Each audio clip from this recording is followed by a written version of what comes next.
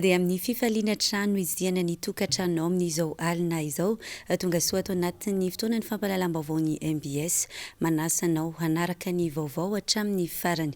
Eo amin'ny vaovaon'ny fampelezan-kevitra avy hatrany ary no anokafantsika ny fotoana toy ny fafanao dia ny tety faritra maro ny kandida marika Ravalomanana tamin'ity androany ity ny tapany atsinanany nosy andrefana no notsidiany tao anatin'ny roa andro izay anisan'ny tanàna no tsidiany androany ary ny tao Mahajanga io ariva io teo ihany koa Ambatoboeny Maheva tanàna ary Madirovalo. Omaly kosa nandritra ny fiaonany tamin'ny ponina tao Manjakandriana no nanamafisany mahazava-dehibe ny fitaizana ny tanora sy ny fanomezan-danja ny vehivavy. Nisy moa ny nijoro vavolombelona nakasika nandritra izany fiaonany izany. Arahantsika avy hatrany ny Antsipiriany. Miarabantsika rehetra eto Manjakandriana e! Voalohan-teny dia fampisehoivana. Resy lahatra itsika matotongeto, resy lahatra itsika midada amin'ny kandida lalana fa 520 satria efa hitantsika maso ary hotsahivantsika ny zava-bitany tamin'izy teo amin'ny fitondrana. Tamin'izy nitondra ny fitondrana nandritra ny 7 taona no nahavita fampandrosoana tena maharitra ary mbola hitantsika taratra ankehitriny. Amin'izao anio izao fa maharitra sy mateza ny zavatra vita président. Maro izany sa tsy marina? Ka izao resy lahatra ihany koa tsika amin'ny mapy sy amin'ny manifesto satria ao anatin'ny mapy dia misy fitsinjovana manokana ny tanora sy ny vehivavy. Hidada kandida lalana fa 520 irery ihany no manana izay fandaharana asa hitsinjo manokana ny tanora amin'ny famezana asa ary indrindra hanampy antsika amin'ny fampianarana. Sahitsika mijoro amin'ny kandida fa 520 dia hidada izany fa izy irery ihany no tena manana foto-drafitrasa, manana drafitrasa afaka mampandroso ny firenetsika ary indrindra isika tanora sy ny vehivavy. Aoka tsy ho voavidim-bola amin'ny fifidianana. Leadership nasakanana raha tsy voasakana fa afaka nitsambikina na afaka mivily lalana. Tsy maintsy ho amboarina daholo ny lalana aloha satria izay ny tena hitako tena potika tanteraka tsisy fanamboarana. Fa tsy mankasitraka ny finiavan'ireo kandida 420 anemitra ny fifidianana ny avy eo anivon'ny fiarahamonim-pirenena fa midika izany fampiditra ny Madagasikara indray anatin'ny tetezamita vaovao. Efa tsy zakany malagasy intsony anefa ny miaina indray nitony tamin'ny taona 2020. Mitsipaka marindrano ny fihetsika ireto kandida ireto araka izany ny fiarahamonim-pirenena. Jessica Miray sy Manora Andriamalala. Manoloana ny toetra iray iainan'ny firenena amin'izao fotoana izao. Ny fitakian'ireo kandida 420 anemitra ny fifidianana dia naneho ny tsy fankasitrahan'izany ny avy eo anivon'ny fiarahamonim-pirenena androany. Tsy fotoana tokony anaovana izany fitakiana izany intsony amin'izao roa tokom-bolana tsy hahatongavan'ny fifidianana izao. Efa ela ny tokony nanaovana izany raha fifidianana madio sy mangarahara tokoa ny tanjon'izy ireo. Ny fanemorana fifidianana raha teo dia hiteraka tetezamita indray. Tsy te hiaina izany intsony anefa ny malagasy satria efa nikorosofahana ny firenena tamin'ireny taona 2020 ireny. International Initiative Madagascar zany izay fikambanana malagasy izy io atsamangaiky ny transparence internationale dia nanapa-kevitra aneho ny heviny amin'izao raha mafana eto amin'ny firenena zao indrindra ny fisian'ny firaisan-kin'ireo kandida izay mangataka ny fiemoran'ny fifidianana, mangataka ny fisiany hoe isoloana ny HCC notre cour constitutionnel ary ny resany koa zany mombany hoe misy famotsim-bola eto nohon'ny kandida sasany izay mahana mihoapapana izay miteraka famotsim-bola tokoa, miteraka kolikoly fifidianana vatony. Tsy mitsipaka an'izany mihitsy zahay momba an'io famotsim-bola io mety misy etretra fa so kosa ny sasa efa tokony natao hatr'izay izay ny tiana io fampiresahana amin'ireo kandida reo fa tsy zao amin'izao izy efa akaiky ny fifidianana tsisy ho tokom-bola lakory dia zay vao mihetsika raha zareo manontany zay ina ny tediavinareo fa satria ty izy hoe ahemitra ity dia hoe misy tetezamita vaovao fantatritsika ny fandehany tamin'ny tetezamita tamin'ny 7 hatramin'ny 3 tena fitokotongana lehibe ho an'ny Madagasikara sy ny ny akabeazan'ny mponina teto Madagasikara io a ny fisiny fikongotan'ny kolikoly. Mitsipaka maron-drano izany fitakiana izany ny fiarahamonim-pirenena ary mitsipaka ihany koa ny anokafana indray ny lisitry ny mpifidy. Efa ela izany no tokony jerena ho hatrany ny avy eo anivo ny fiarahamonim-pirenena sy ny roy fa tsy amin'izao akatoky ny fifidianana izao. Finiavana te anakirotana fotsiny ihany izao hetsika izao raha ny fanambaran'izy ireo hatrany. Hotohizantsika eo amin'ny vaovaon'ny fampianarana kosa ny vaovao. Mbola tsy ampy ny foto-drafitrasa eny anivo ny anjerimanontolo ho antsika eto Madagasikara. Tsy maharaka ny isan'ny mpianatra vao afaka fanadinana baccalauréat ny isan'izay raisina eny Ankatso. Raha 1,700 sy 5,000 sy 3 alina no isan'ny mpianatra afaka fanadinana farany teo dia tsy misy afa-tsy iray alina ihany no afaka raisina eny Ankatso. Nanokatra ny sampam-pianarana ampitain-davitra voalohany araka izany ny eny Ankatso izay sokatra amin'ny ity taom-pianarana ity. Ny andinindinizay. Mpianatra 1,700 sy 5,000 alina no afaka ny fanadinam-panjakana baccalauréat amin'ny farany teo. Manodidina ny 5,7 alina kosa manerana ny nosy.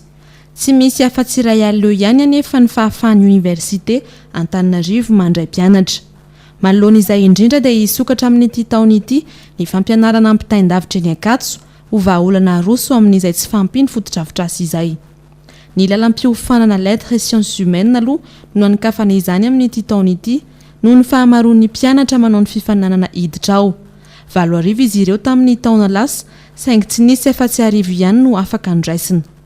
Ny lalam-piofanana serasera sy malagasy no anombohana ny fampianarana ampitain-davitra.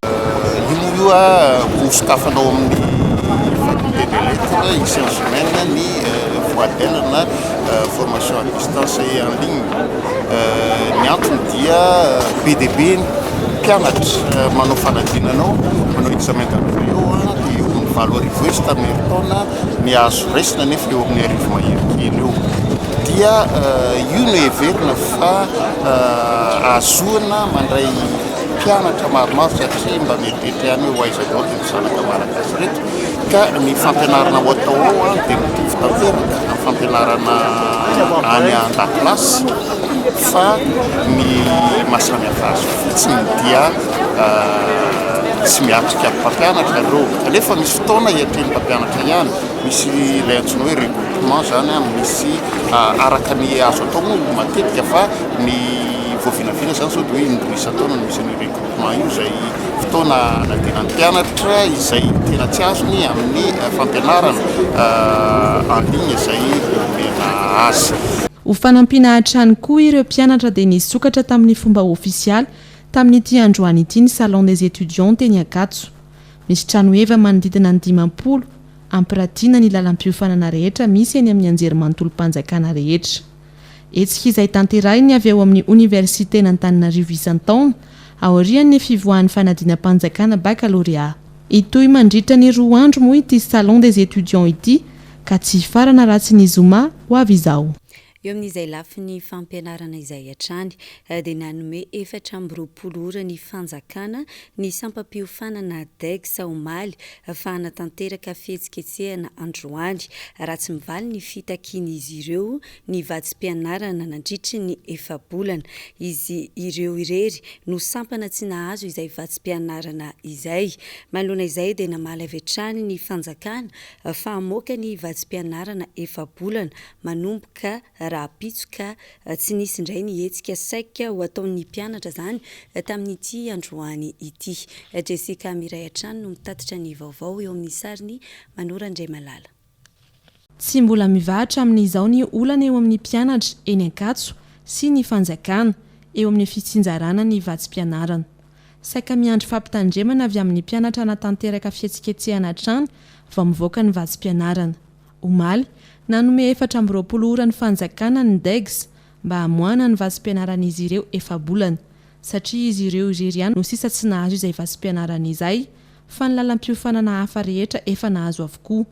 Ka raha tsy mivaly izany dia anatanteraka fitokonana izy ireo tamin'ity androany ity.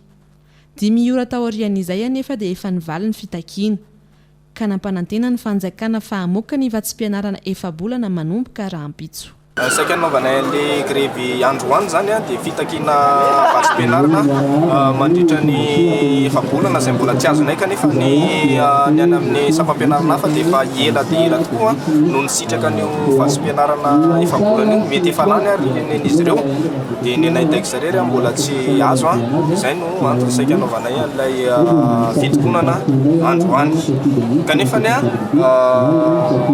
nanome omaly zany nanome fem-potoana ho an'ny tompona ndraiky fitsajokajiny izay efatra amby roapolo dia tao anatin'ny 10 ora monja dia nivaly ny fangatahanay a bosa efabolana izay manomboka rapitso ny fandraisan'ny ankizy anio borsio tsy etsehanay androany a satria nivaly araka ny tokony ho izy a ny fangatahanay. Ny mampametra-panontaniana araka izany dia ny hoe maninona no miandry fampitandremana toy izany hatrany vao mizara ny vatsim-pianarana. Misy ihany ve izany ny vola fa maninona no miandry ny fitakiana? Eo amin'ny pejy sosialy kosa nondeha maranantsika ny vaovao olona sahirana miisa 300 no nisitraka ny fanomezan-tsakafo maimaim-poana teny amin'ny fokontany Ankazotoa Nosy Mahavelona tamin'ity androany ity ny boriboritany faefatra eo anivon'ny komina Antananarivo renivohitra no nikarakara ity asa sosialy ity ary mbola itohy manerana ireo fokontany mandrafitra ity boriboritany ity moa izany asa fanasoavana izany edena Elia. Fianakaviana sahirana miisa 300 no nisitraka sakafo maimaim-poana teto amin'ny fokontany Ankazotoa androany.